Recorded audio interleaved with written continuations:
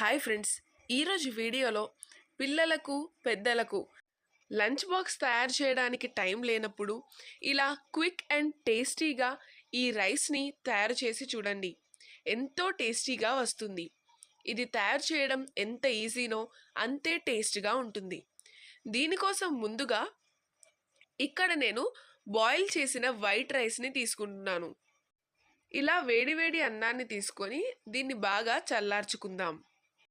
అన్నం చల్లారిన తర్వాత ఇందులో 1 టీ స్పూన్ పసుపు, 1 టేబుల్ స్పూన్ కారం, రుచికి సరిపడంత ఉప్పు వేసి అన్నం మొత్తాన్ని బాగా కలుపుకోవాలి. నేను ఇక్కడ ఇద్దరికి సరిపడేంత రైస్ని తీసుకున్నాను. ఇప్పుడు ఒక కడాయిలో 1 టేబుల్ స్పూన్ ఆయిల్ని వేసి ఆయిల్ హీట్ అయ్యాక 1 టీ స్పూన్ జీలకర్ర ఆవాలు, 1 టీ స్పూన్ శనగబ్యాళ్ళు, కొన్ని పల్లీలను వేసుకొని పల్లీలు బ్రౌన్ కలర్ అయ్యేంత వరకు ఫ్రై చేసుకోవాలి.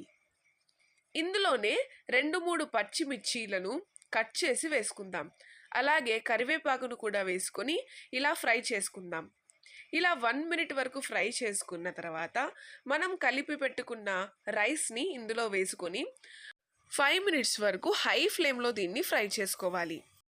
అంతే, ఎంతో టేస్టీ అండ్ క్విక్గా తయారైపోయే లంచ్ రెడీ. మీకు ఈ వీడియో నచ్చినట్లయితే లైక్, షేర్, సబ్స్క్రైబ్.